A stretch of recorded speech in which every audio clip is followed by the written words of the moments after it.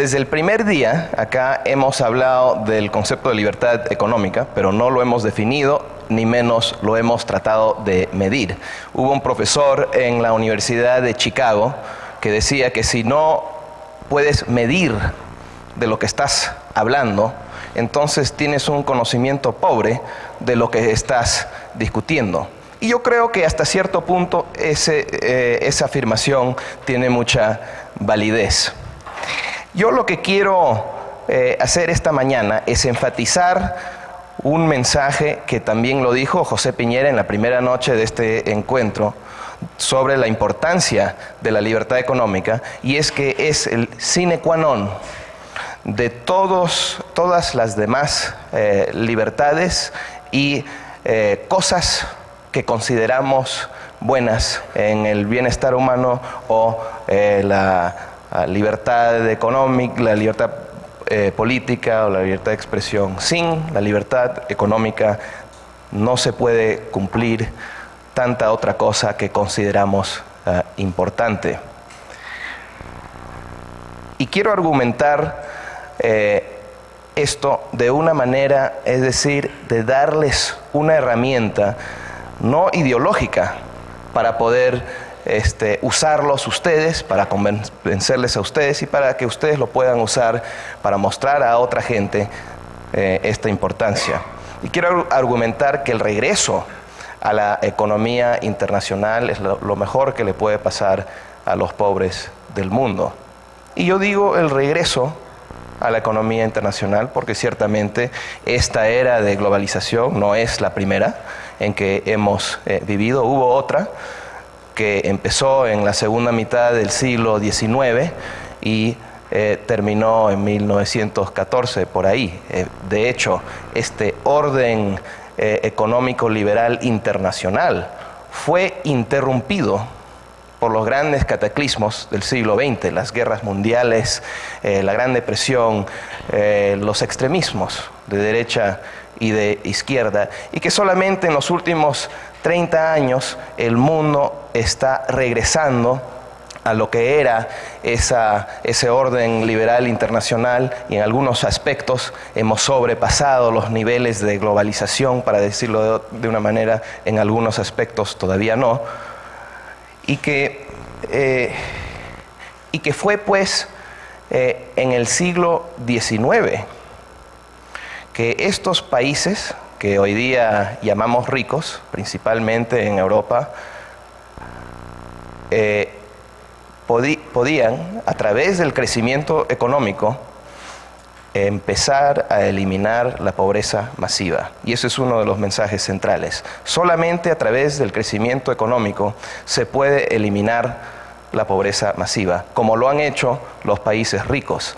No hay que olvidar que durante la mayor parte de la historia humana, el crecimiento económico no existía, o prácticamente no existía, por miles de años, como vimos en una gráfica que puso Martín Krause ayer, hasta el siglo XIX, cuando empieza la era moderna del crecimiento en estos países.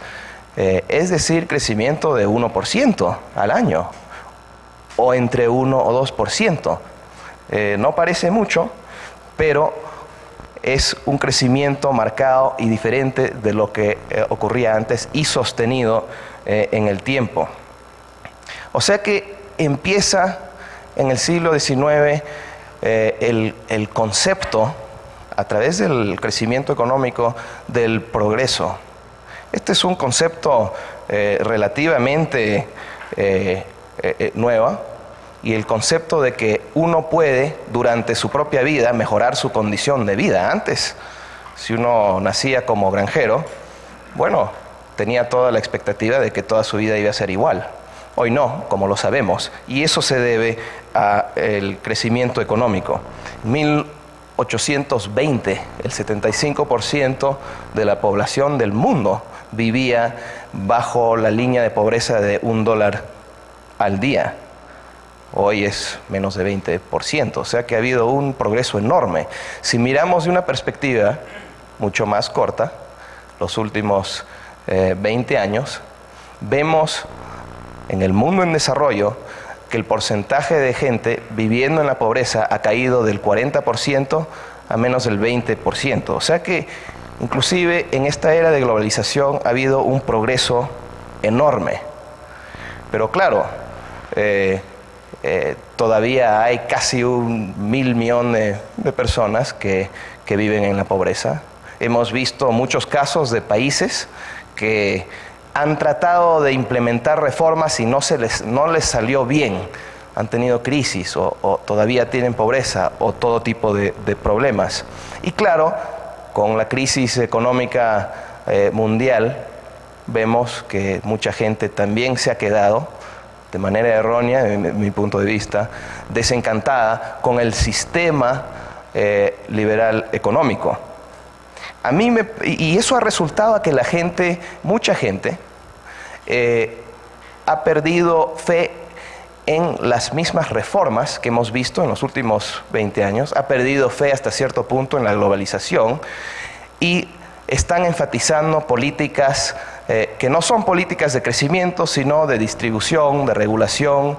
Esta semana coincide con la reunión de Davos, donde se reúnen todos los líderes políticos y económicos y empresariales más importantes del mundo. Y se ha caracterizado esa reunión este año de mucho populismo, lo cual yo lo encuentro muy preocupante, donde exactamente estas ideas en contra de el crecimiento basado en la libertad económica se está expresando. Bueno, a mí me parece que eso es un error enorme por tres razones. Una es que el crecimiento económico está ligado fuertemente a la reducción de pobreza. Es la única manera de reducir pobreza. Segundo, porque es la libertad económica que conduce al crecimiento de una manera sostenible a través del tiempo.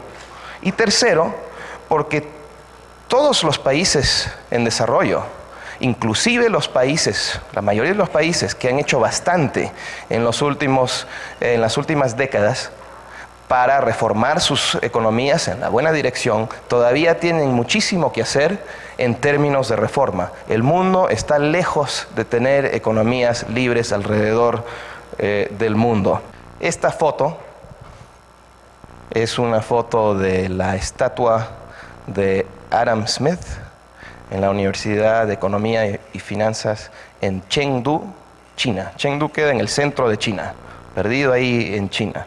A mí me gusta mostrar esta foto porque yo creo que es un reflejo de los valores que existen en la sociedad china que han hecho de ese país un país exitoso en la globalización.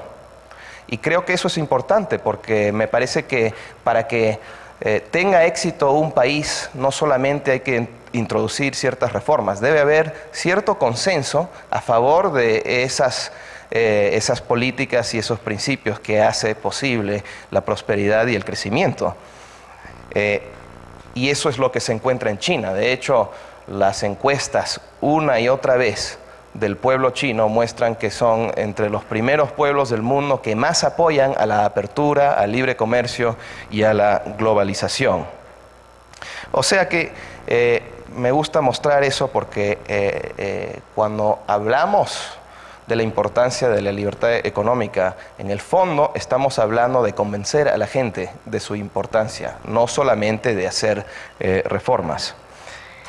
Y bueno, hay un patrón alrededor del mundo de la relación entre el crecimiento económico y la reducción de pobreza masiva.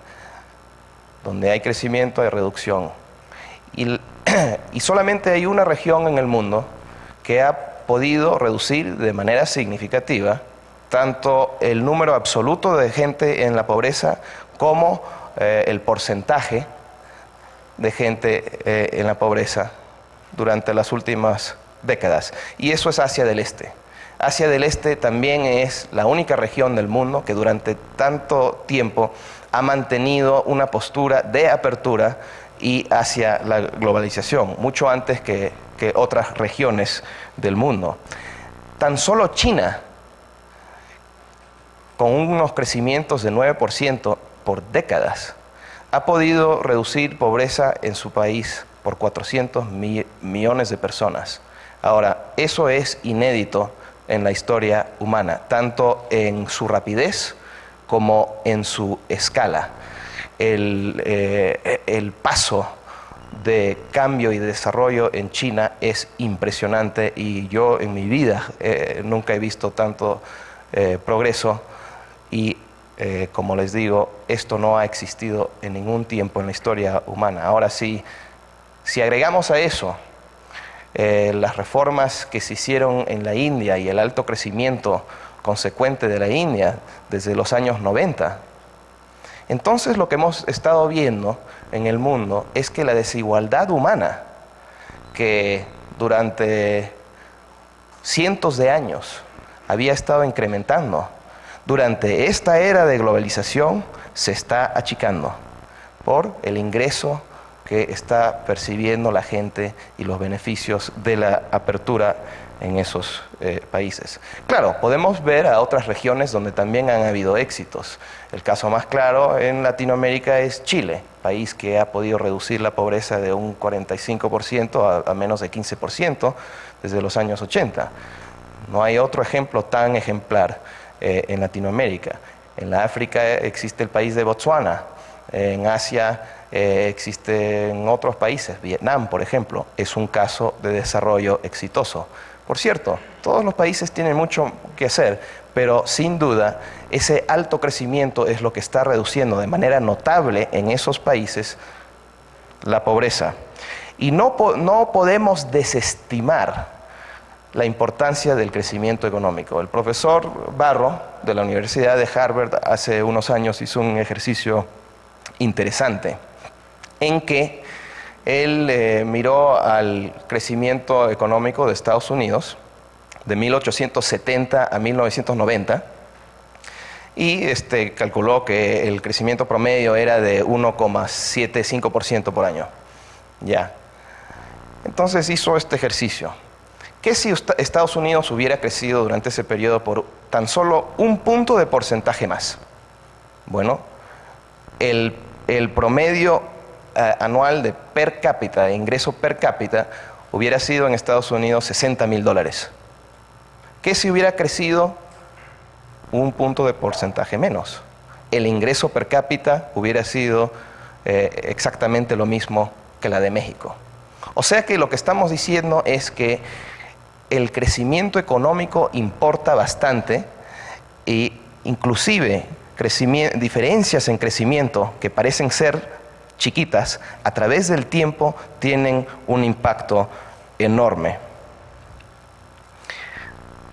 No es casualidad que los países que hoy día llamamos ricos, países en Europa, Estados Unidos, Canadá, ustedes los conocen, han logrado escapar de la pobreza años atrás, porque lo hicieron dentro de un contexto, dentro de un contexto de reglas del juego, en que la propiedad privada era respetada, en que había competencia, no solamente entre entes económicos, sino también entre entes políticos, lo cual sirvió como para reducir los diferentes poderes gubernamentales y de gobiernos y estados. Y eso hizo que surgieran de la pobreza. Ahora, en Estados Unidos, el Cato Institute, junto con el Fraser Institute de Canadá y institutos alrededor del mundo, publicamos una vez al año este informe. Esta es la versión en español, Libertad Económica en el Mundo. Y es un ejercicio en que tratamos de medir simplemente el nivel de libertad económica en cada país. No es fácil hacer eso, es un proyecto que llevó 10 años primero de reunirse y trabajar con los economistas más destacados del mundo, entre ellos varios premios Nobel como Gary Becker, como Milton Friedman, como Douglas North, para determinar qué son los factores más importantes y cómo se pueden medir. Y ya lo hemos estado sacando por muchos años y sirve mucho como para, de manera empírica, ver cuál es la importancia de la libertad económica. O sea que Por mucho tiempo, economistas desde el tiempo de Adam Smith habían estado diciendo que es importante y hay una relación, pero hasta que nosotros hiciéramos esto, no se hizo un ejercicio riguroso empírico de esa relación. Podíamos apuntar a las diferencias entre las dos Alemanias o entre los países ricos y pobres, pero no era una cosa tan rigurosa. Y entonces, ¿cómo hemos definido la libertad económica? Nosotros pensamos que la libertad económica existe cuando hay libertad de escoger, cuando hay libertad de competencia, cuando hay protección de las personas y la propiedad, y cuando hay intercambio voluntario. Cuando existen esas condiciones, hay libertad económica. Y claro, ¿cómo lo medimos? Nosotros para cada país miramos a 40 y tantos factores objetivos en distintas áreas, como por ejemplo el tamaño de Estado, qué tan abierto es un país al comercio, el nivel de regulaciones, el nivel de transferencias e impuestos, el Estado de Derecho, qué tan sana y estable es la moneda, etc. Este es un mapa de libertad económica en 1975. Para 1975 podíamos medir unos 73 países, si no me equivoco, donde existía información. En este mapa pueden ver que mientras más rojo aparece un país, menos libertad hay, y mientras más azul y verde, más libertad hay. Pueden notar ahí, por ejemplo, que Chile y Argentina y el Perú y buena parte de Latinoamérica aparece bastante rojo. Chile era uno de los países menos libres del mundo en ese año. Por cierto, era el país número 71. Argentina no le quedaba muy atrás. Vamos a ver qué pasa con la libertad económica durante los próximos 30 y tantos años.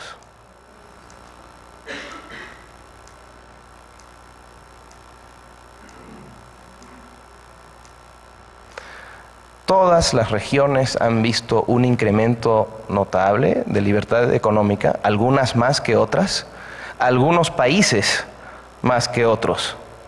Ahora vean a Chile. Aparece entre los países más azules, es entre los países económicamente más libres del mundo. Según nuestra mediación, ya llega a ser el quinto país en libertad económica en el mundo. Bueno, ese es un logro enorme. Y yo considero que Chile, como ustedes ya han escuchado de José Piñera, así que no lo tengo que enfatizar demasiado, es uno de los grandes casos exitosos de desarrollo en toda la historia. Y si sigue creciendo Chile al nivel importante que ha crecido, se va a convertir en un país desarrollado dentro de 10 o 15 años. Eso es un éxito fantástico y de lo cual pueden aprender muchos países, y de hecho están aprendiendo muchos países. Ahora bien, ¿por qué es importante la libertad económica? No nos debe sorprender a nadie que hay una fuerte relación entre la libertad económica y la prosperidad, pero es bastante fuerte. Lo que es impresionante, y aquí se pueden ver estas relaciones, no solamente es que los países más libres económicamente son más prósperos y crecen de manera más rápida, sino que hay una grande diferencia entre, en este caso, el segundo cuarto y el cuarto más libre. O sea que estas aparentemente no muy grandes diferencias en grados de libertad dan resultados bastante significativos. El segundo cuarto es menos de la mitad en términos de riqueza que los países más libres económicamente.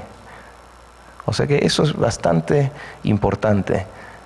Y lo que vemos es que países, especialmente los países bien pobres y bien reprimidos, como el caso de la India y de China, que aumentan a través del tiempo. Nosotros tenemos una escala de 0 a 10 en esto, que si aumentan 2 puntos en su grado de libertad, les lleva lejos. Es exactamente lo que han hecho China y la India en estas décadas. Todavía siguen siendo países que no tienen mucha libertad económica, pero el hecho de ir en esa dirección por lo menos 2 puntos ha hecho que estos países están creciendo a niveles de 7, 8, 9 y 10% al año, transformando así sus economías enteras. Y esa es una lección que países alrededor del mundo están aprendiendo. Ahora, nosotros no solamente hemos visto la relación de libertad económica con el ingreso, hemos visto la libertad económica con prácticamente todos los indicadores de desarrollo humano, de bienestar. Y podemos ver, por ejemplo, en esta gráfica, la relación entre libertad económica y la pobreza. Claramente, la libertad económica favorece a los pobres. Pero claramente, en este caso, los países más libres son más de 10 veces ricos que los pobres en los países libres son más de 10 veces más ricos que los pobres en los países no libres. Y así podemos ver una serie de indicadores. No les voy a mostrar todas las relaciones, pero digamos, uno puede mirar a expectativa de vida, corrupción, a acceso a agua potable, y etcétera, etcétera, etcétera, y se ve una relación fuerte. Acá, por ejemplo, hay una gráfica entre la libertad económica y la corrupción. En este caso, los números más altos quiere decir menos corrupción. O sea, los países más libres económicamente tienen menos corrupción. Eso tiene sentido, porque hay menos oportunidades para que el burócrata, para que el Estado, para que el regulador acepte coimas, entre otras razones. Si uno mira a expectativa de vida, lo que hemos encontrado es que los países más libres tienen una expectativa de vida de por lo menos 20 años más que los países menos libres. Es decir, que el tema de la libertad económica es literalmente un tema de vida o muerte. Ahora bien, estas son, claro, las ventajas del subdesarrollo de hoy día, porque lo que quiere decir es que los países pobres hoy día pueden lograr bastante en poco tiempo, y lo están haciendo. Lo que les demoró a los países ricos hacer durante 100 años, los países pobres están haciendo dentro de una generación. Es decir, los países que más se han reformado. Unos años atrás hemos publicado en el Instituto un libro sobre el bienestar humano, en que el autor, hindú por cierto, en vez de mirar a indicadores de ingreso, nada más, miraba a indicadores de bienestar humano alrededor del mundo durante los últimos 50, 30 años. Y lo que él encontró es que la brecha entre los países ricos y los países pobres en términos de desarrollo humano, de bienestar humano, ha estado cerrándose de una manera dramática y muy por encima que lo que había estado ocurriendo con la brecha que se está cerrando en términos de ingreso. ¿Qué quiere decir esto? Quiere decir que hoy día, por cada dólar de ingreso, la gente pobre está recibiendo beneficios mayores a lo que existía en toda la historia. Le voy a enseñar una gráfica de expectativa de vida versus ingresos. Acá en esta gráfica se ven dos cosas. Una, claramente, es que a medida que un país sea más rico, hay más expectativa de vida. Pero se ve otra cosa también. Acá hay dos líneas. La línea azul es la línea de mediaciones que existían en el año 77. O sea que en el año 77 la relación entre riqueza y expectativa de vida era esa. Y la roja es desde el 2003, 25 años más tarde. Ahora, lo que muestra esto es que por cada dado ingreso por cápita, hoy en día la gente vive más tiempo que lo que era el caso hace 25 años antes, que antes. ¿Qué quiere decir esto? Quiere decir que hay una transferencia de tecnología, de ideas, de bienes, de capitales, de los países ricos a los países pobres, que están literalmente levantando a los países pobres. O sea que acá no se trata nada más de que los países pobres se están convirtiendo ricos en sí. La libertad económica y el progreso está acelerándose a un paso cada vez más acelerado, con cada vez más beneficios. Y también y creo yo que esta gráfica confirma una cosa que dijo Hayek hace unos 50 años atrás, y es que los beneficios de la libertad no se limitan únicamente a los que tienen libertad, sino que se extiende, porque estos beneficios, como pueden ver, se dan alrededor del mundo, en los países más pobres y menos libres. O sea que el hecho de que hay libertad en Estados Unidos, en Europa, cada vez más en Asia, está ayudando a que se beneficien países alrededor del mundo, inclusive los que han hecho muy poco para cambiar, como Haití. Haití y buena parte de África, que no ha visto mucho en términos de reforma, se benefician de las medicinas, del nuevo conocimiento, de la riqueza del mundo. O sea que eso es lo que muestra esa gráfica. Y así podemos ver a muchos factores de desarrollo humano. Acá hay una que muestra mortalidad infantil versus ingreso y vemos la misma relación, ¿no? Acá podemos ver una gráfica de acceso a agua potable.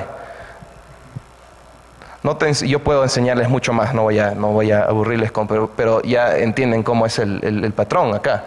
Nótense que a la medida que un país llegue a un ingreso per cápita de $10,000, prácticamente se desaparecen los problemas del subdesarrollo. Ya los países empiezan a preocuparse por otro tipo de problemas. O sea que es bien importante el crecimiento económico. Y nótense también que es a niveles bien bajos de ingreso que los incrementos y las mejoras son rápidas.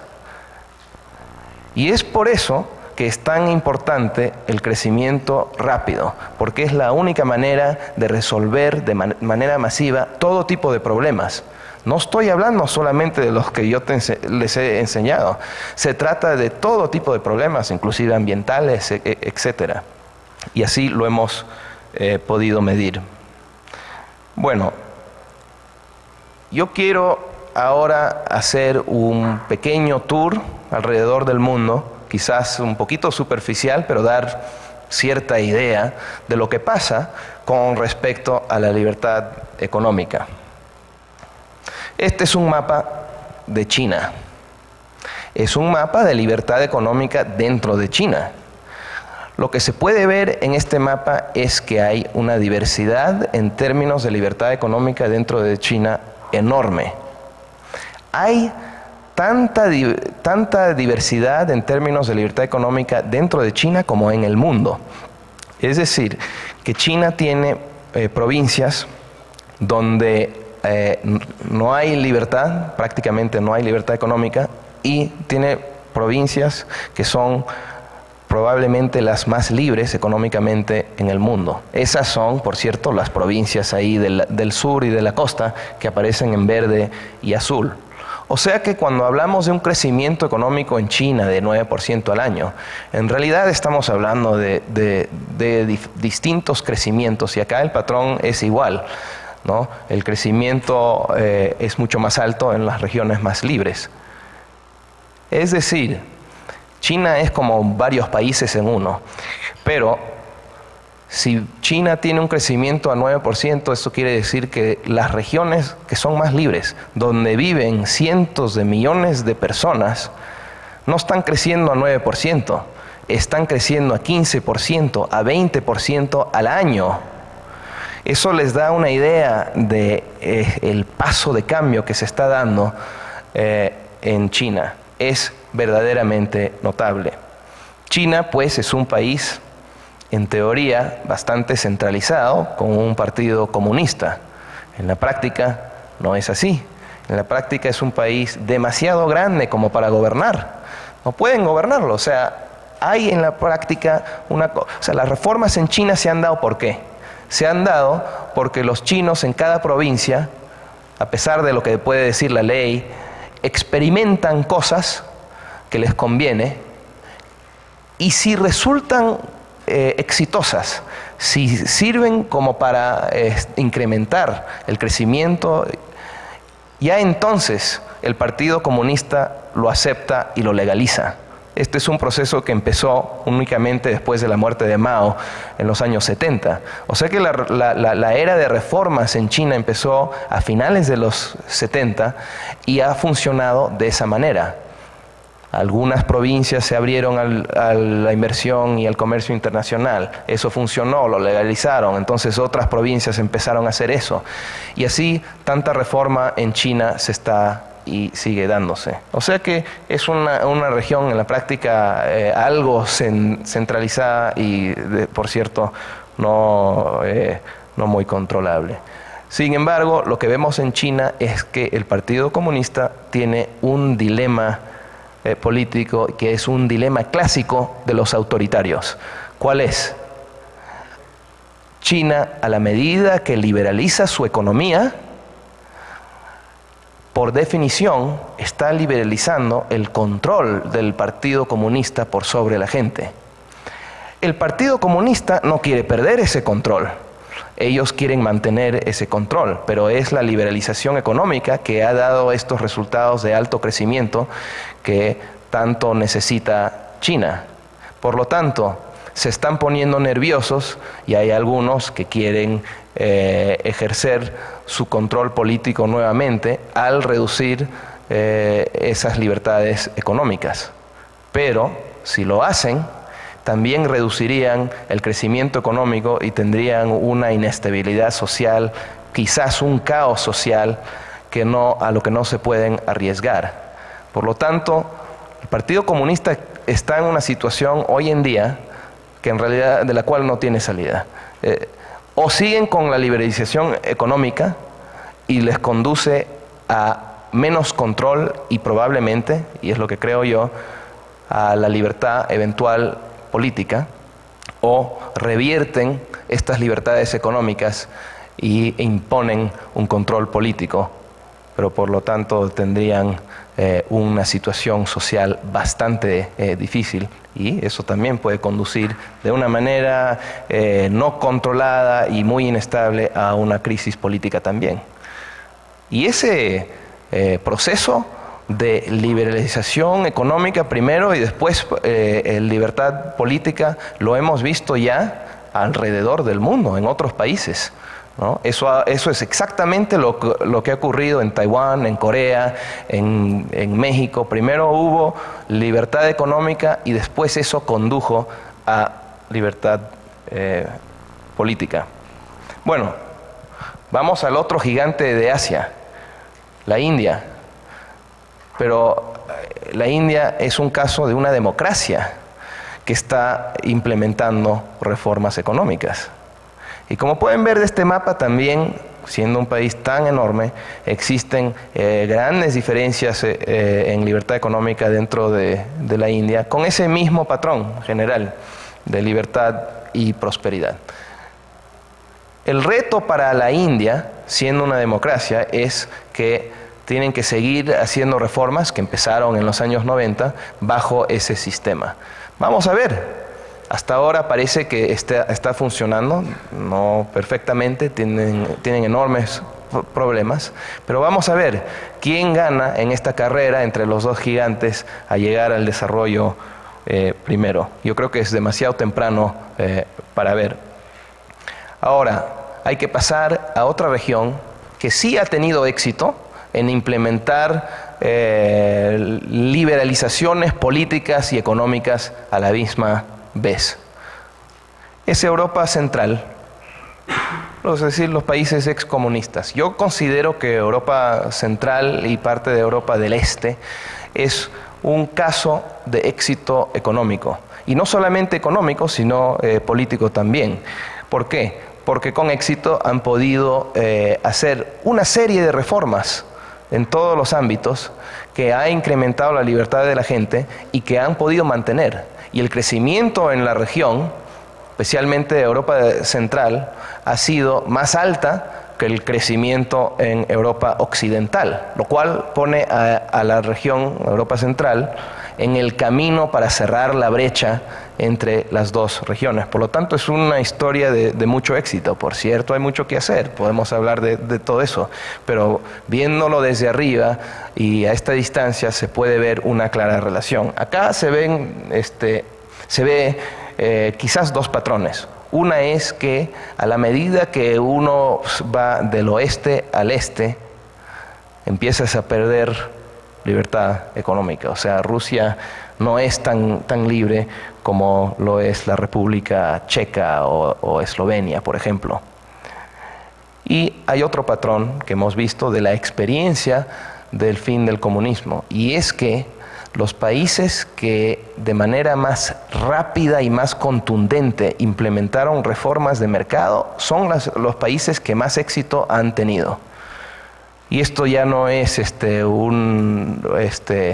una declaración que se hace porque se vea uno o dos casos, eso es ya algo que se establece en la evidencia empírica. Y claro, dentro de estos casos hay casos bien exitosos, como es el caso de Estonia, un país que es entre los más libres del mundo y que más éxito ha tenido. Cuando se fue del comunismo al libre mercado, se hicieron reformas bien radicales, se abrió completamente el mercado, ningunas barreras, se privatizó virtualmente todo, se creó un sistema de impuestos que se llama el flat tax, se hicieron bastantes innovaciones y los estonianos se beneficiaron enormemente. Bueno, vamos a otra región, una región en donde también se ha tratado de hacer reformas o liberalizaciones políticas y económicas a la misma vez, pero que ha sido mucho más difícil. Latinoamérica. ¿Qué ha pasado en Latinoamérica en los últimos 30 años? Para resumirlo de una manera bien general. En los últimos 30 años, Latinoamérica primero se democratizó, en los años 80, pero esas democracias tenían implementadas políticas económicas que yo diría eran malísimas, o sea, políticas económicas heterodoxas, políticas económicas que no conducen nunca al crecimiento sostenido. ¿Y qué pasó? Los años 80, por esa razón, terminó en la región en una crisis económica enorme que solamente se pudo resolver a finales de los 80 y a principios de los 90 con unas reformas liberales importantes, pero hay que acordarnos que esas reformas lo implementaron gobiernos que implementaron esas reformas porque no les quedaba otra, ya no tenían plata, ya habían tratado todo lo demás. Bueno, ¿qué nos queda? Hacer privatizaciones, abrir el mercado, etc. O sea que se da este cambio dirigido por gente como Menem, como Salinas, como Fujimori, gente no convencida del mercado, simplemente era lo que les quedaba. ¿Y cuáles eran los resultados? Los resultados eran alto crecimiento y alta popularidad de estos dirigentes en los primeros años. Ahora, ese alto crecimiento por esta misma gente no se aprovechó como para seguir haciendo tanta reforma que se tenía que hacer. Y se desaprovechó los beneficios de las reformas importantes que se hicieron, y también se cometieron algunos errores en esas reformas, sin embargo eran importantes. Cada vez se disminuyeron, cada vez decrecía el crecimiento, y fueron, en muchos casos, Argentina, México por ejemplo, acompañados por enormes errores en política pública que no tienen nada de liberal, como por ejemplo el mal manejo de la deuda o la manipulación por el gobierno del tipo de cambio, que llevaron a esos países a una crisis. Entonces tú en la región ves en los años 90 o hasta principios de esta última década países que empiezan a crecer menos o que tienen crisis. En fin, la década termina con un crecimiento muy pobre y la gente sale desencantada de lo que ellos han considerado fue el experimento liberal. En realidad, Latinoamérica no llegó ni a mitad de camino en lo que es libertad económica. Sin embargo, el resultado ha sido, especialmente en los últimos 10 años, una gran confusión en la región y una gran división. La gente piensa, oye, hemos tratado de hacer todo, hemos sido socialistas, hemos sido capitalistas, hemos tratado cosas de intermedio y no resulta nada, o sea, no somos exitosos en nada. Esto, claro, abre el camino a que vengan hombres fuertes y oportunistas políticos y de ahí sale el populismo y la división en el continente, porque no hay un consenso, que yo, como dije al principio, creo que es tan importante.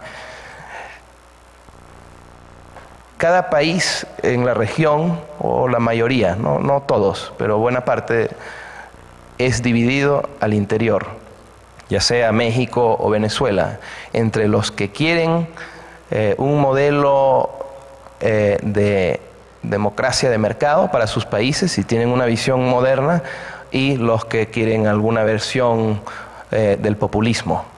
Y no solamente al interior de los países existe esa división, sino, como pueden ver en este mapa, geográficamente. Hay países que han optado por ese modelo moderno, como podemos ver casi todos los países en el lado del Pacífico, con la excepción, claro, de Ecuador, quizás de Nicaragua, y que tienen o quieren un tratado de libre comercio con Estados Unidos. O sea que ahí estamos en la región. Quiero mostrarles un mapa de libertad económica de Argentina para mostrarles que en Latinoamérica también hay una diversidad en términos de libertad económica dentro de cada país, y a veces es importante. No tenemos mapas así para todos los países, para Argentina sí, pero sería un ejercicio bonito. No hay que olvidarnos entonces de la África, problema más grande en términos de desarrollo económico. Yo les muestro esto porque es el país más pobre, es la región más pobre del mundo, y también la región menos libre económicamente. ¿Qué podemos ver acá? Podemos ver dos países. Este país acá, al sur, es Botsuana. Es el país más libre económico de África, un país que ha tenido un éxito económico y entre los países con más alto crecimiento en los últimos 30, 40 años en todo el mundo, y que ha sido estable y que ha tenido una serie de beneficios, y está pegadito a Zimbabue, el país con menos libertad económica, no solamente en la África, sino dentro de todo nuestro ranking.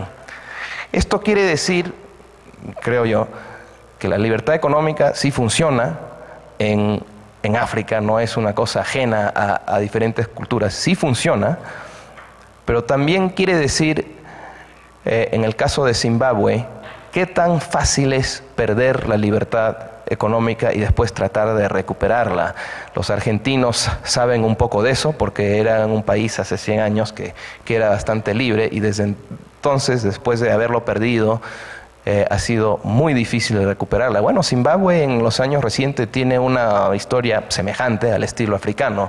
Es un país que hace 10 o 15 años atrás era considerado uno de los más prósperos y hasta cierto punto más libres económicamente de la región, hasta que el dictador Mugabe empezó a atacar a la propiedad privada, a confiscar las grandes granjas, etcétera, y ahí empezó a derrumbar las libertades económicas del país y se ha convertido en una verdadera tiranía, lo cual no es una casualidad, que al atacar las libertades económicas se centraliza cada vez más el poder.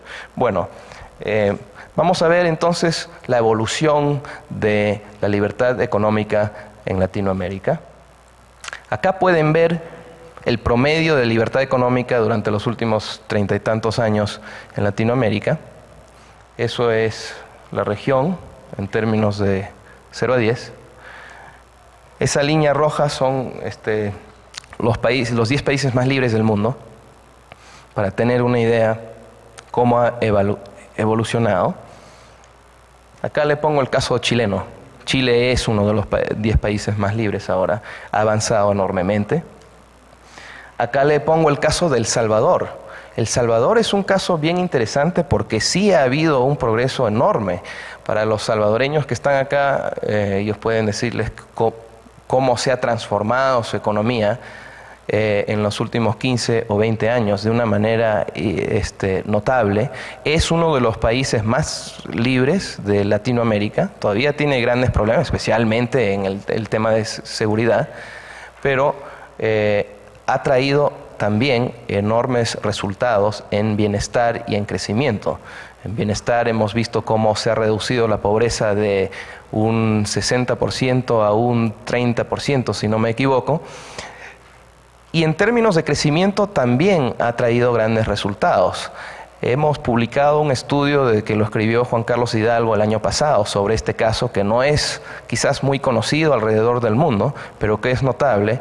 Y una de las razones, creo yo, que no es muy conocido es que si uno mira al crecimiento económico del país, no parece ser muy impresionante. Y lo que hemos encontrado en este estudio que publicamos, que ustedes todos tienen, es que en El Salvador han estado midiendo el crecimiento de una manera equivocada. El crecimiento verdadero es muy por encima de lo que han estado midiendo, y es que las mediaciones siguen siendo las mismas que usaron años atrás, cuando la economía era completamente diferente y basada únicamente en la agricultura. El Salvador no es esa economía ahora, se ha transformado completamente. O sea que yo predigo que el país probablemente va a reconocer que su metodología ha sido mala, y se van a ver una revisión oficial de los números que muestra una vez más esta fuerte relación entre lo que ha sido la libertad económica en ese país y el resultado económico. Acá pongo la línea del Perú. Perú es un caso notable en Latinoamérica porque creo que es cada vez más un ejemplo de país exitoso, de democracia de mercado. Y es diferente que otros países porque en los últimos 20 años lo que ha pasado ahí es, se implementó a principios de los 90 una serie de reformas económicas profundas, importantes y coherentes, probablemente de una manera más coherente y rápida que en casi todo el resto de la región después de Chile, y que a pesar de todo lo que ocurrió en el mundo político, se mantuvieron esas políticas y que no se cometieron enormes errores como los otros países, y que además hicieron unas cosas para avanzar en la dirección de la libertad económica, como por ejemplo firmar un tratado de libre comercio con Estados Unidos.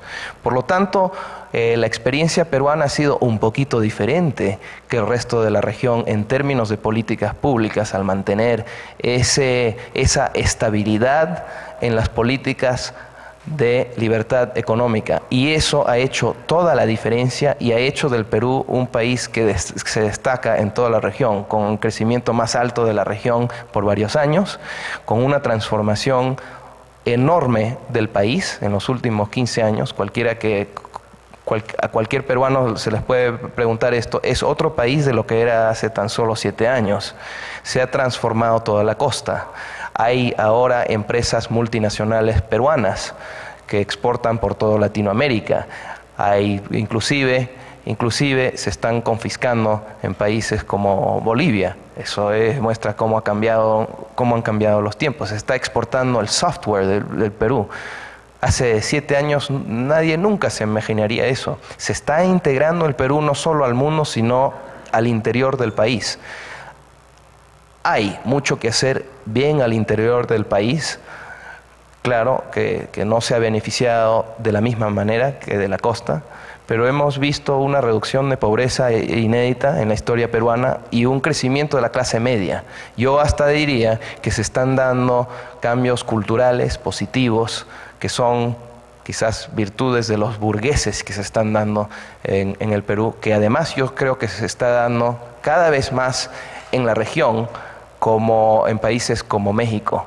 A un paso despacio, pero algo que es significativo y positivo para lo que estamos hablando, porque con eso, con ese crecimiento de la clase media, hay un cambio de valores que generalmente sostienen estos principios en que creemos. Voy a mostrarles una gráfica para que no crean ustedes que todo es exitoso en Latinoamérica. Ahí está Argentina, ahí está Venezuela. No voy a comentar más. Ahora, quiero concluir con unas observaciones. Se ha hecho mucho alrededor de la región para promover reformas. Algunos países han retrocedido, como pueden ver ahí, pero la región hoy día es mucho mejor en casi todos los aspectos de lo que era en los años 80. Es otra región, es mucho mejor en casi todos los aspectos y de manera significativa. Eso no quiere decir que no hay mucho más que hacer. Sí hay que hacer mucho más. No voy a hablar de todo lo que se tiene que hacer, pero sí voy a hablar de 3 áreas en que no se ha hecho casi nada, pero que son importantes, inclusive en los países que han hecho mucho. Y son en el área de regulación, de propiedad y de impuestos. Quiero mostrarles un par de gráficas. Esta es una gráfica de qué tan difícil es en Latinoamérica, comparado a todo el resto del mundo, abrir un negocio. Abrir un negocio en Latinoamérica es súper difícil por las regulaciones. O sea, si uno abre un negocio en Canadá demora un día, es un procedimiento, son 5 días hábiles de burocracia y cuesta $200 pagarle al burócrata para darte permiso de hacerlo. En Bolivia, para darte un ejemplo, son 15 procedimientos burocráticos, son 50 días hábiles y cuesta $1.400. Esto es sin contar que si haya que pagar coimas o cualquier corrupción. Eso en el país más pobre de Sudamérica. Por lo tanto, las leyes regulatorias, el peso del Estado sigue cayéndole fuerte a la gente pobre de la región. Es discriminatoria para los pobres y hace que la mayoría de la gente vaya en la dirección del sector informal, como es el caso claro de toda la región y especialmente de Bolivia. Bolivia es un caso en que se han hecho en los años 80 y 90 reformas importantes y buenas en el tema macroeconómico, pero hasta ahí llegaron. No hicieron las otras cosas que afectaron a la vida común y corriente de la gente. O sea, reducir la inflación era importante, pero tenían que ser mucho más. No lo hicieron. Yo diría que si hay una regulación que hay que reformar, pero de inmediato en Latinoamérica, y si hay una reforma que hay que hacer, tiene que ver con la regulación laboral, porque es lo que hace de la región a Latinoamérica la más rígida de todas las regiones en el mundo, con solo la excepción quizás de la India y algunos países en África, y es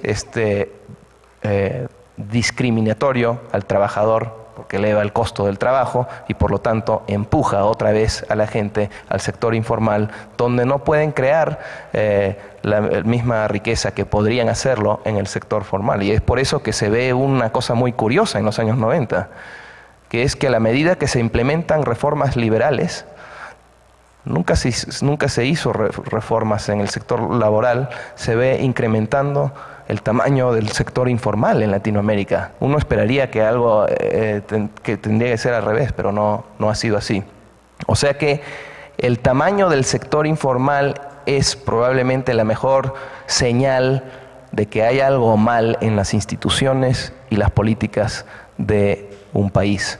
Y eso ha sido un indicador muy importante en Latinoamérica. Les voy a enseñar una gráfica más, o 2 gráficas más. Esta es propiedad, para qué difícil es registrar propiedad en Latinoamérica. Bueno, comparado al resto del mundo está bastante mal, como pueden ver. Y está mal eso, porque para la mayoría de la gente en Latinoamérica la propiedad no es protegida ni reconocida por el Estado. Cada gente tiene su propiedad, su vaca, su negocio, pero está completamente en el sector informal porque no tienen títulos oficiales, y esto impone una verdadera limitación a la habilidad de la gente de poder crear riqueza. Para la gente en el mundo rico, todos tienen un título a su casa y a sus negocios. Para la mayoría de la gente en Latinoamérica eso no es el caso, con excepción de la élite. No pueden caminar economías si no hay ese sistema de propiedad. No existe un sistema moderno económico que pueda funcionar así. Última gráfica es en términos de impuestos. Los impuestos siguen siendo enormes y difíciles de pagar en Latinoamérica, lo cual también empuja a la gente al sector informal. Aquí pueden ver qué tan difícil es pagar impuestos, y es por eso que una persona como Ricardo López Murphy, anterior ministro de Hacienda de Argentina, decía que el problema acá es que pagamos impuestos a niveles suecos, pero recibimos servicios a niveles africanos. Claro, ¿quién va a pagar impuestos? No tiene lógica, no es racional pagar impuestos en Latinoamérica. Finalmente, quiero decir una cosa que tiene mucho que ver con todo lo que hemos estado hablando estos días, y es con respecto a lo que es el Estado de Derecho. Porque todos estamos de acuerdo y hay un consenso entre gente, ya sea de izquierda, de centro, de derecha, no importa, entre liberales, que el Estado de Derecho es importante y que hay que tenerlo, no solamente para tener una seguridad de tu persona y de tus cosas, sino para el crecimiento económico. Y hay verdaderos ejércitos de gente en el Banco Mundial y otros lugares que están promoviendo esta idea. Pero hasta ahora yo creo que no conozco a ninguna persona que sepa promover el Estado de Derecho. Yo pregunto a la gente que trabaja en eso y es que básicamente dicen que el Estado de Derecho es necesario. Bueno, eso no me sirve para nada. ¿Cómo se promueve el Estado de Derecho? El Estado de Derecho no es una reforma como la de reducir aranceles o privatizar algo. El Estado de Derecho es algo que surge del comportamiento de la gente dada las reglas del juego. Entonces, yo creo que no se puede promover el Estado de Derecho directamente, pero sí se puede hacerlo indirectamente al crear el ambiente en donde pueda evolucionar en la buena dirección el Estado de Derecho. Y me parece que el Estado de Derecho surge después de o a la par de hacer las otras cosas bien. Y cuando me refiero a las otras cosas bien, en realidad me estoy refiriendo en buena parte a lo que es la libertad económica.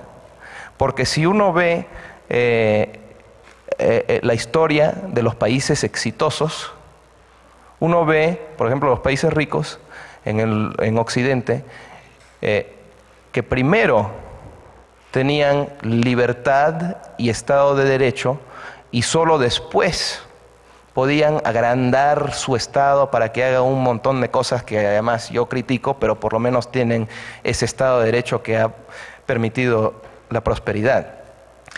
Latinoamérica está tratando de hacer este proceso al revés. En Latinoamérica existen estados enormes que gastan 30, 40% en el caso argentino y brasileño del Producto Bruto Interno. O sea, yo no conozco ningún caso de país con Estado grande que ha podido promover el Estado de Derecho. Y esto es una cosa que ignora la mayoría de la gente que trata de promover el Estado de Derecho. Y me parece que eso es una de las razones que tanto ha dificultado el proceso, la transición a una sociedad libre en Latinoamérica, que los estados siguen siendo grandes. Es otra manera de decir que en una sociedad donde no hay Estado de Derecho, pero hay Estado grande, hay continua arbitrariedad y abuso por parte del poder, que es exactamente lo opuesto de lo que es el Estado de Derecho. Por lo tanto, me parece que podemos aprender mucho de los países que han tenido éxito, y es ver qué ha pasado. El escritor Fareed Zakaria escribió que ese patrón existió en el caso de los países occidentales cuando se estaban volviendo ricos. Es decir, primero tenían esa tradición constitucionalista liberal, la tradición de libertad, y después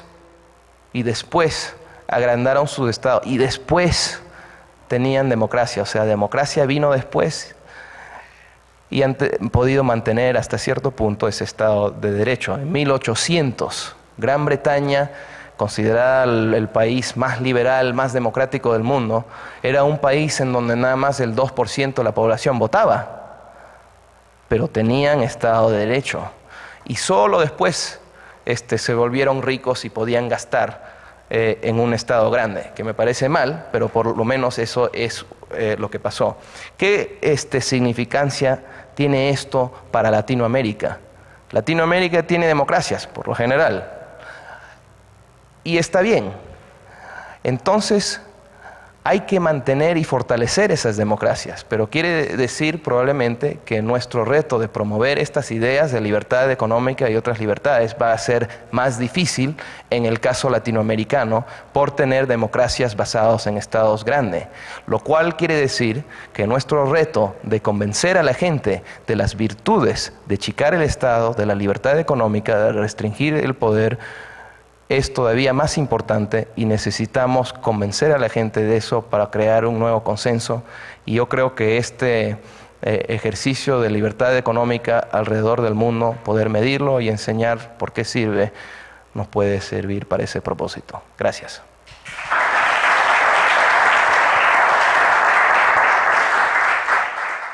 Usted mencionaba que lo que pasaba es que se estaban midiendo mal los avances económicos en El Salvador, pero otro problema también es los últimos gobiernos han sido más populistas que los anteriores y siempre con la excusa de no proteger el mercado, pero mejorar el mercado.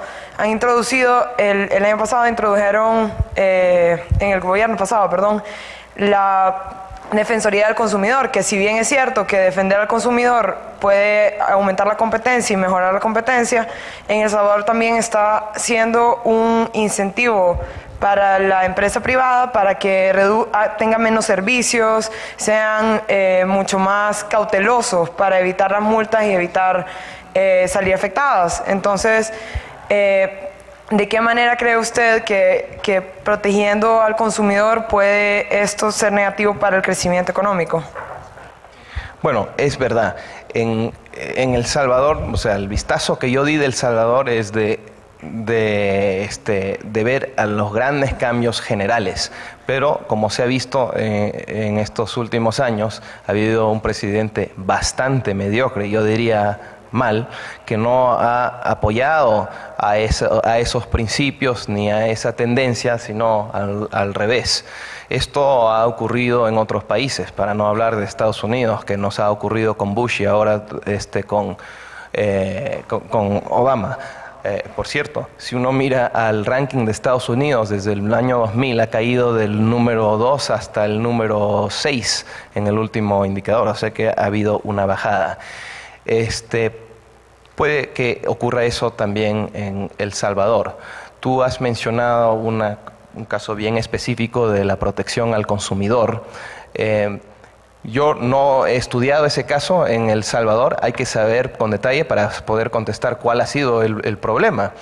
Pero lo que sí se puede decir es que todo está en el detalle. O sea, si se implementa una regulación que se aplica de tal manera que no termina en realidad protegiendo al consumidor, sino restringiendo sus opciones y elevando el costo de lo que puede comprar un consumidor y reduciendo la competencia en el mercado, bueno, lo que consigue esa ley es exactamente lo opuesto de lo que dice que quiere conseguir.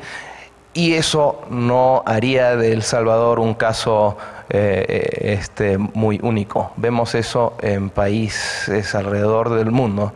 Por eso yo siempre enfatizo que lo importante es la libertad de competencia, la libertad económica. Hay que tener justicia y respeto a los contratos. Eso es parte de la libertad económica. Y creo que esa es la mejor manera para hacer respetar a los intereses del consumidor.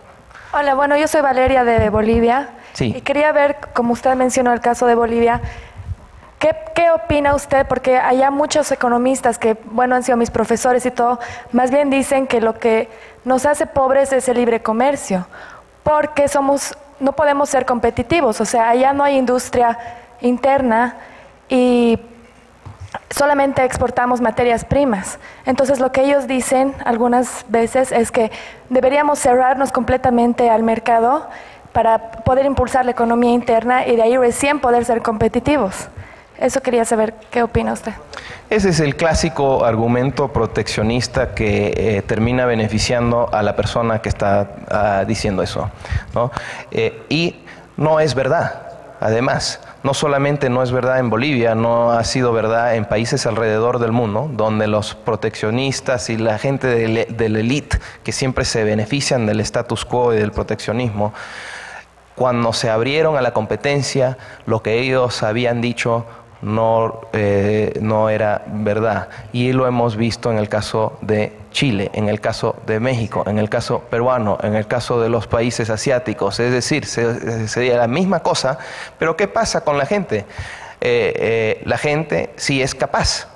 O sea, lo que se dice, lo que acaba de decir, es otra manera de decir que nosotros los bolivianos somos tan diferentes que el resto de la humanidad y además no somos capaces como el resto de la humanidad, por lo tanto necesitamos ciertos beneficios.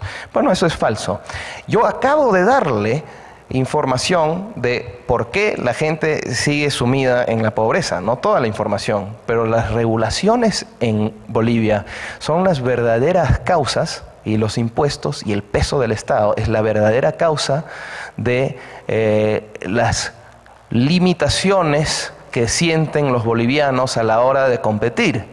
O sea que yo no solamente favorezco el libre comercio, yo favorezco a que se quiten estas regulaciones que están impidiendo la creación de riqueza para los bolivianos. Si eso es la fórmula exitosa alrededor del mundo, la razón por la cual un boliviano siente que no hay industria, que no puede abrir una fábrica, que no puede obtener crédito, es porque se han impuesto todo tipo de política pública que lo impide. No es que los bolivianos son diferentes que el resto de la humanidad. ¿Cómo estás, Ian? Andrés de Ecuador. Hola. Bueno, mi pregunta está relacionada, pero es a la inversa. Cuando, por ejemplo, nosotros como países, y eso te comento por mi caso especial de Ecuador, en nuestro país hubo un interés por avanzar en lo que es la apertura comercial, porque tú sabes que cuando hablamos de libertad tiene que ver con competencia, apertura de mercados a nivel internacional. Entonces, ¿qué sucede cuando un país que apuesta por el libre cambio y da incentivos para que sus exportadores comiencen a aumentar sus exportaciones a nivel mundial, se encuentran que los países ricos, que son los que tienen un ingreso per cápita interesante y que son objeto de interés para los industriales y exportadores de un país, son los que más graban medidas arancelarias y no arancelarias? En ese sentido, bueno, nosotros como países en vía de desarrollo, ¿cómo podríamos competir con países desarrollados? De la misma manera que lo han hecho los países en desarrollo exitoso, al abrirse al mercado de todas maneras. No hay que depender de las decisiones de otros países. Es decir, es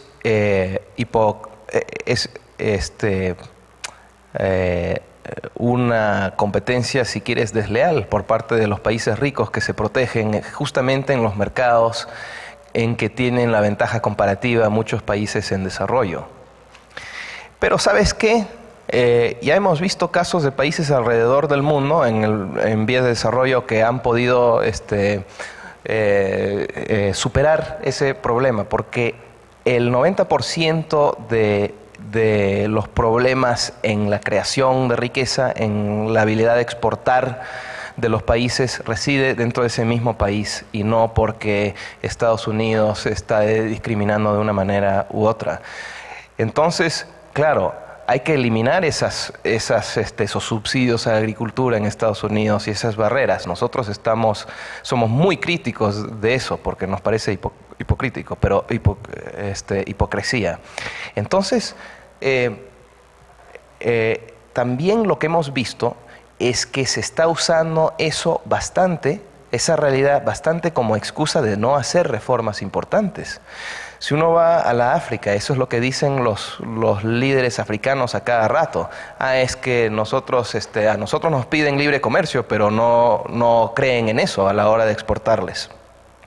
Pero lo que pasa es que hay acuerdos que ya existen en que hay cierta cuota para que sí puedan exportar una cantidad de agricultura, lo que sea, a Estados Unidos y a Europa. No se está llenando. No se está llenando. O sea, es verdad que las políticas son así, pero en muchos casos no es lo que está impidiendo a que estos países exportan o crezcan. O sea que hay que luchar en contra de esas políticas en los países ricos, pero que no determine las políticas en los países en desarrollo.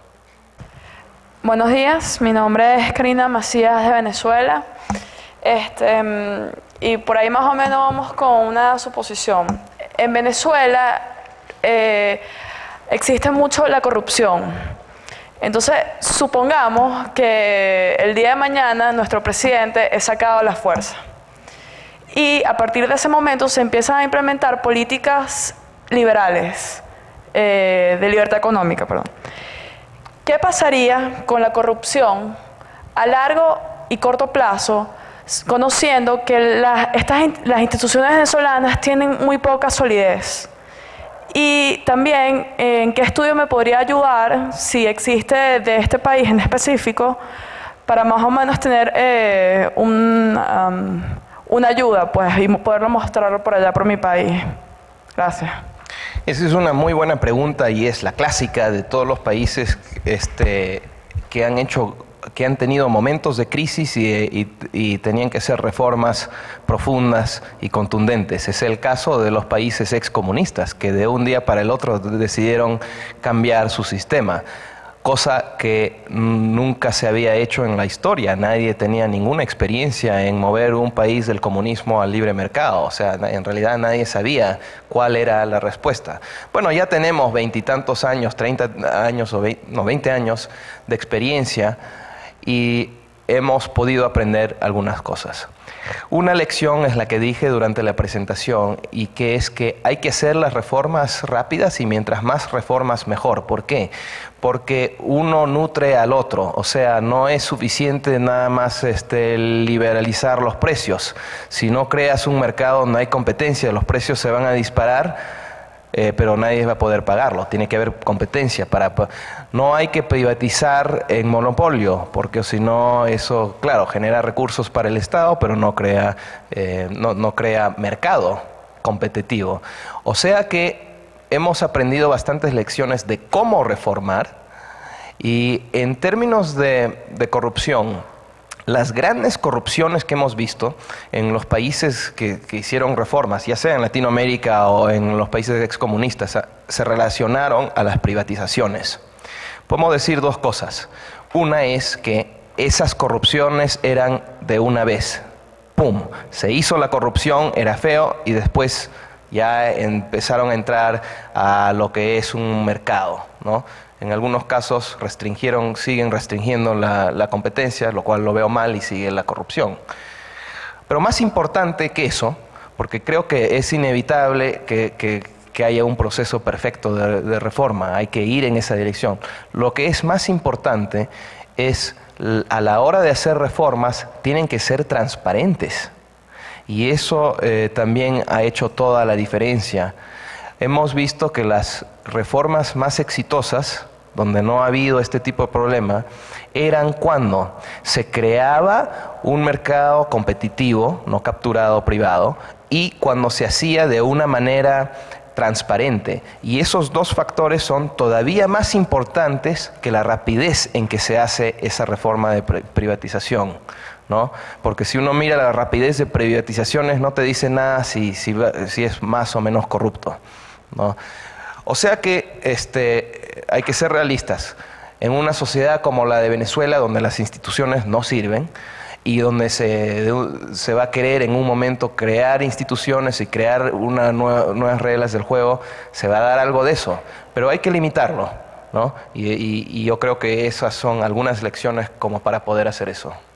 Mi pregunta es que si existe la posibilidad de que el crecimiento económico en China, que si bien es cierto ha habido un paso hacia libertad económica, no podría estar orquestado, digamos, por el gobierno central, ya que muchos dicen que ese crecimiento es fruto de una burbuja crediticia en China y que no es sostenible a largo plazo? Excelente pregunta, y es la pregunta que todo el mundo se está haciendo en este momento. Yo creo que va a haber una crisis económica en China, quizás este año. Yo creo que China no pasa a su próxima fase sin que haya algún tipo de crisis. Creo, ¿no? ¿Por qué? Exactamente por esa razón. Pero eso no contradice la generalización que yo pinté de la China, porque pasan dos cosas en China. Ha habido un avance importante y grande hacia la dirección de la libertad.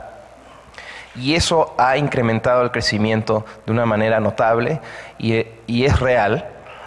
Se puede ver la diferencia en el nivel de vida de la gente durante décadas, pero a la misma vez no podemos creer todos los números que nos tiran el gobierno comunista de China.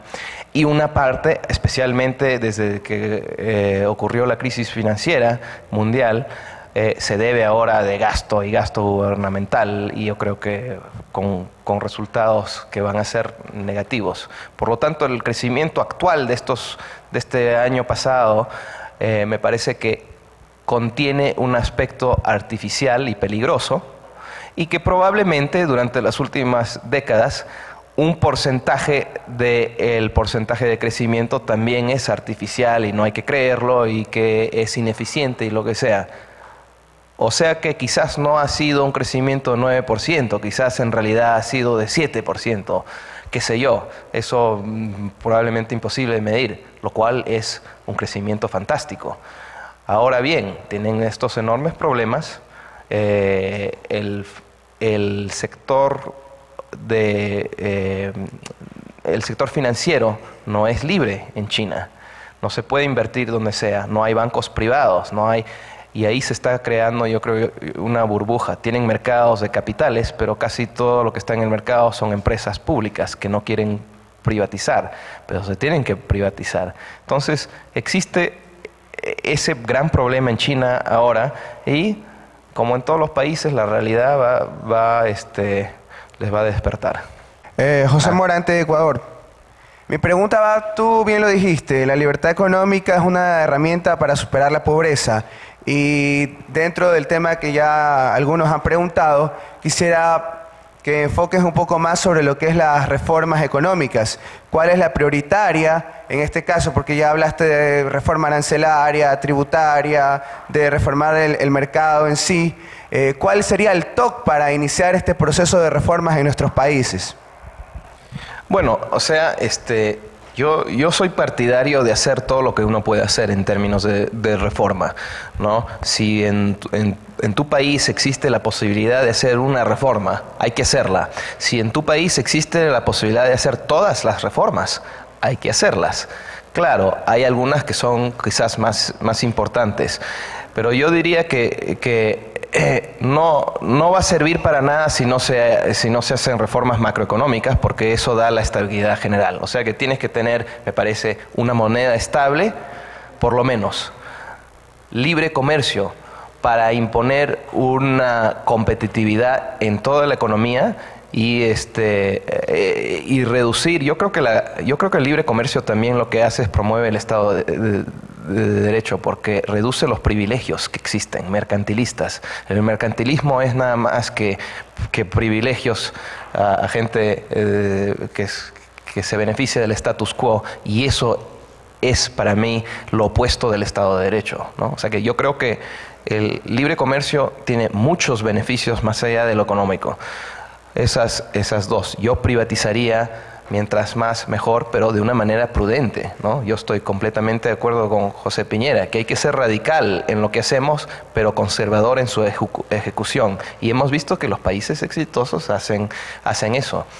Bueno, de ahí podemos hablar de mil cosas, pero a lo que voy es que los países exitosos hacen reformas en diferentes áreas, porque esta reforma de acá va a tener un impacto en esta otra área. Pero si quiere beneficiar a toda la población más, hay que hacer esta reforma también, que incrementa la posibilidad de crear riqueza. Y así países tan distintos como Chile o Nueva Zelanda han hecho reformas exitosas y son reconocidas por haberlas hecho todas en diferentes áreas a la vez. Hola, Ian.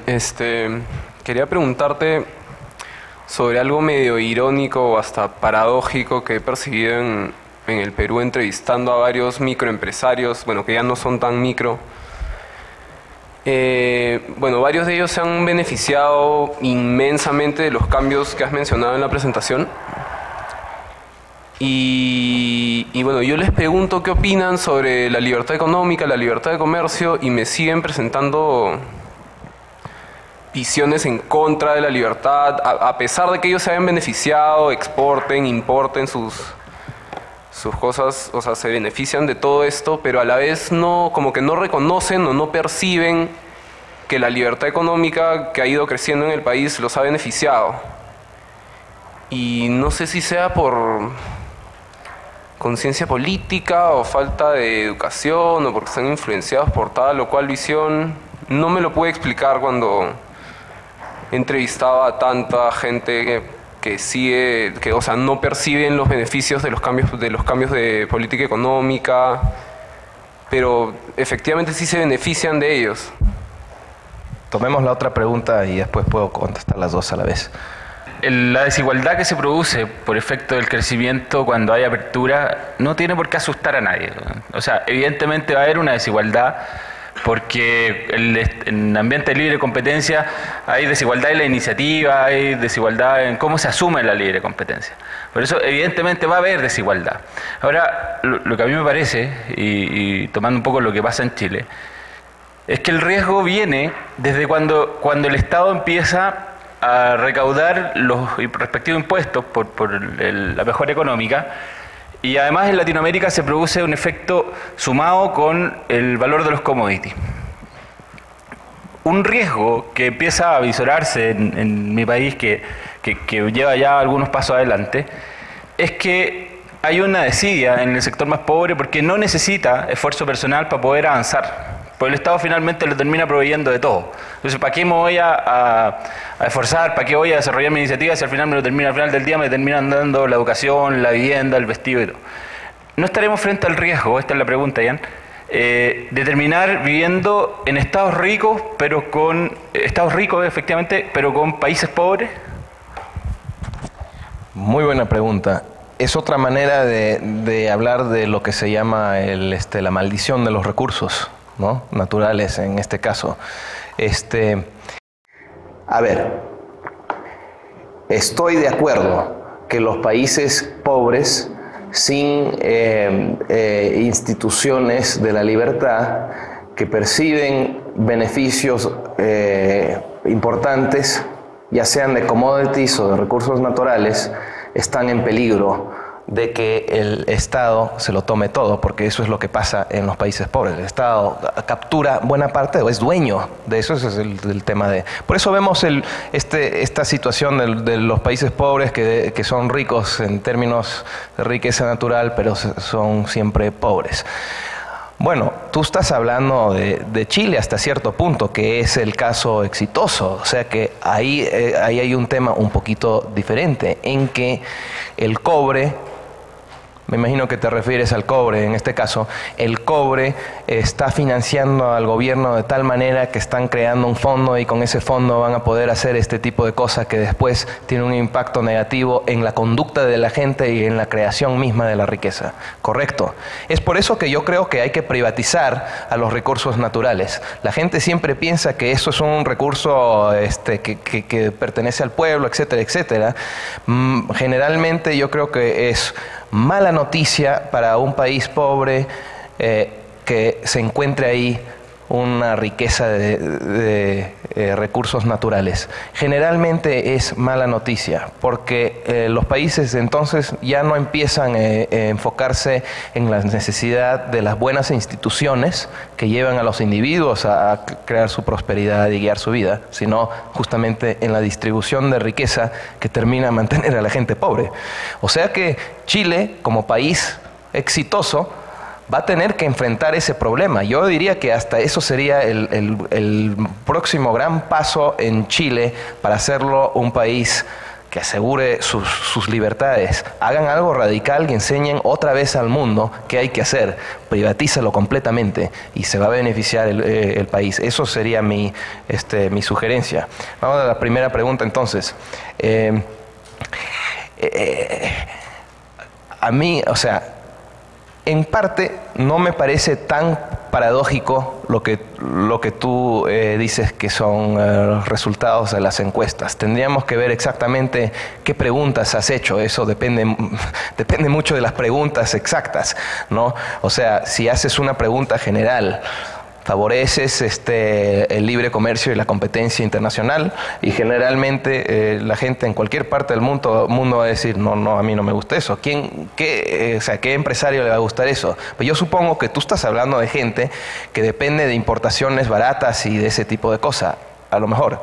Entonces, yo me sorprendería mucho si tú le preguntas a esa persona, acá tú estás recibiendo esto bien barato, ¿qué te parece si implementamos una política que incrementa el costo de tu negocio en los insumos por 2 o 50%?